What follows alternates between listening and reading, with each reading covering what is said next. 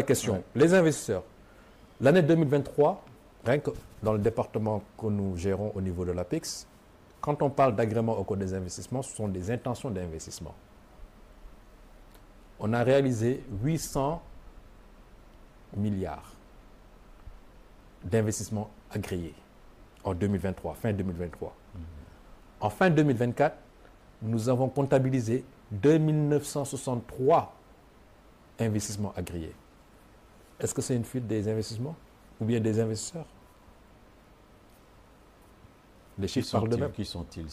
Voilà. Maintenant, c'est là où intervient la deuxième question. Sur, quand on parle d'investisseurs, c'est quel type d'investisseurs? Des investisseurs privés, des investisseurs publics, des grands investisseurs, les fonds d'investissement, les banques commerciales, les bailleurs multisectoriels, les bailleurs bilatéraux, les bailleurs multilatéraux. De quels investisseurs on parle? Est-ce que c'est des investisseurs qui attendent des eurobonds sur lesquels l'État doit, si l'État aujourd'hui émet un eurobond sur le marché international, ou bien c'est un investisseur sénégalais? De quel investisseur? Il y a plusieurs catégories d'investisseurs. Donc il faut savoir aujourd'hui comment se passe l'écosystème de l'investissement. Effectivement, la communication a montré aujourd'hui les failles de notre écosystème de gestion des finances publiques que nous avons hérité, et c'est important de s'attarder dessus, nous avons hérité de ces failles-là. Il était important de remettre les compteurs à zéro, de renouer la confiance avec les acteurs. Parce que si aujourd'hui on avait laissé ces failles-là, demain le FMI pourrait venir en juin 2025 et nous dire que vos comptes ne sont pas justes. Vous voyez le schéma, si on avait laissé, si on avait tué ces failles-là, FMI aurait pu venir, et eux-mêmes, les connaissant assez vicieux, ils auraient pu téléguider le FMI. Attention, hein, ce qu'ils ont déclaré en 2025 ne sont pas conformes avec la réalité. Allez vérifier les comptes, parce qu'il y a des dettes cachées. Et qu'est-ce qu'on allait dire? PASTEF, ou bien le régime du président Bassirou Diomaye Faye, a caché quoi? A caché des comptes et la dette. Et ce sera la responsabilité de qui? On va retourner pour expliquer que non, ce n'était pas nous. Donc il fallait faire une photographie temporelle de la situation. Et comme l'a dit hier le président, ça nous permettra à la fin de son mandat de voir qu'on a quitté un point A pour atteindre un point Z. Et les Sénégalais pourront apprécier. Maintenant, sur le marché international de la finance, effectivement, toutes les notations ont un impact sur l'appréciation du climat des affaires, pas le climat des affaires, mais plutôt de la solvabilité. Et quand vous allez demander un crédit à la banque, on va regarder vos capacités de remboursement. Et surtout aussi, si vous êtes assez solide pour pouvoir, en tout cas, répondre aux attentes.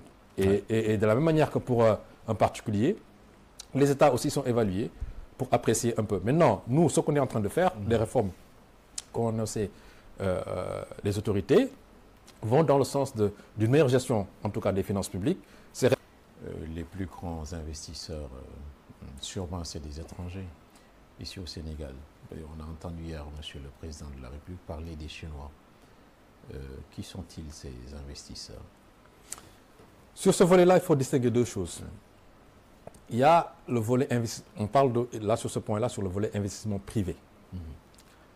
En termes de volume, c'est-à-dire le montant d'investissement, les idées sont supérieures aux investissements de nos nationaux et de nos locaux. Et sur ce volet-là, effectivement, la Chine arrive en premier par rapport, par exemple, aux investisseurs traditionnels, les pays traditionnels. Mais il est important aussi de relever que le capital n'a pas de nationalité.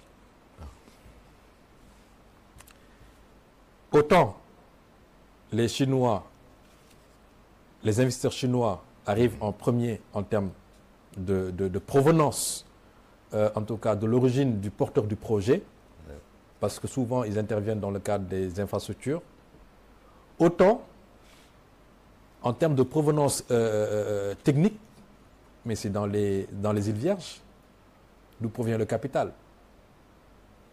Les paradis fiscaux. Parce que c'est là où ils ont une capacité de mobiliser des fonds à moindre coût pour pouvoir financer, et ça c'est partout dans le monde. Donc il faut distinguer l'investisseur avec le capital. Le capital n'a pas de nationalité, le capital il est connecté partout. En termes de volume, de montant d'investissement, les IDE sont supérieurs aux investissements de nos locaux. Parce qu'il y a un déficit de financement et d'accès au financement pour les investisseurs locaux. Par contre, en termes de nombre de projets soumis, en tout cas aux intentions d'investissement au niveau de l'APIX, les investissements et les réinvestissements, c'est-à-dire les entreprises qui sont déjà installées, qui réinvestissent, qui demandent en tout cas un agrément au code des investissements, sont largement, mais très largement supérieurs, qui montrent que les acteurs aujourd'hui qui sont déjà sur place font naturellement confiance au climat des affaires. D'ailleurs, il y a une récente étude de la BCEAO qui a été publiée par Agence Ecofin, a montré que le Sénégal, en termes de climat des affaires, est largement supérieur au niveau de la zone IEMOA.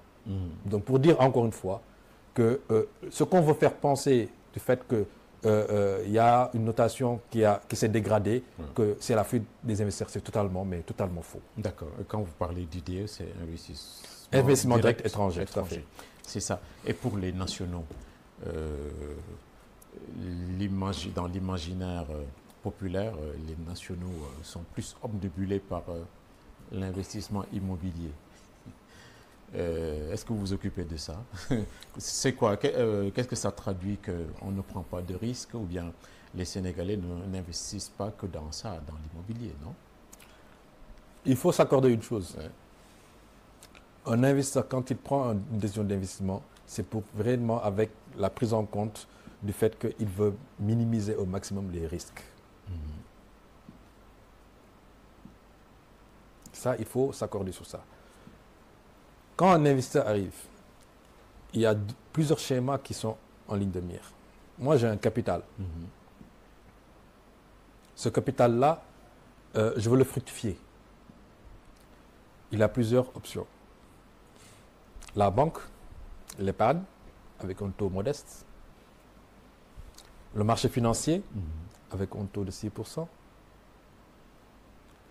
Le commerce, où on a une parfaite maîtrise, et je pense que sur ce volet-là, le Sénégalais, quand même, il y a beaucoup de commerçants qu'il faut s'accorder. Tout simplement, il a une parfaite maîtrise de la chaîne de valeur. J'achète 100 et je vends à 200 ou bien à 250. Je paye 50 francs le transport et j'ai mes 100%. C'est rentable. Par contre, il y a des investisseurs qui viennent pour investir dans des projets à fort impact, pour créer de la valeur. Parce que tout simplement, ils ont le savoir-faire, ils ont la technologie et ça leur plaît d'investir dans le secteur productif. Les investisseurs dans le domaine immobilier, surtout au niveau du Sénégal, le font parce que tout simplement, il y a une certaine maîtrise de ce volet-là. Parce que j'ai l'habitude de dire que s'il y a un secteur où le Sénégal n'a plus besoin, on peut fermer les robinets, on peut fermer les portes d'importer, c'est les BTP. D'accord. Nous avons le ciment, nous avons les minéraux pour pouvoir en tout cas faire toute forme de construction. Nous avons tous les éléments pour faire les constructions. Donc, malgré en tout cas les coûts, aujourd'hui on a 5 cimenteries aujourd'hui qui nous permettent d'être compétitifs. Donc, on a le savoir-faire et la technologie pour faire les BTP. À cela s'ajoute aujourd'hui quand même un cadre de vie qui s'améliore, qui permet aujourd'hui au Sénégal en termes de destination sur tout ce qui est immobilier, par rapport à la Côte d'Ivoire, par rapport au pays de la sous-région, le Sénégal offre le meilleur cadre de vie. Et ce qui fait que l'investisseur dans ce domaine-là, il est à l'aise. Par contre, c'est là où aujourd'hui l'APIX intervient pour réorienter ces investisseurs-là qui sont dans le domaine immobilier vers le secteur productif, parce qu'il faut nous le rendre attractif à travers des incitations. Et ça fait l'objet d'une analyse. Aujourd'hui, la réforme du Code des investissements permet d'élargir en tout cas les secteurs prioritaires où on peut investir, mais également inciter les grands commerçants qui importent aujourd'hui, qui sont les grands importateurs, à pouvoir investir dans le secteur, notamment surtout le secteur agricole. Maintenant, il faut établir le cadre pour le rendre incitatif.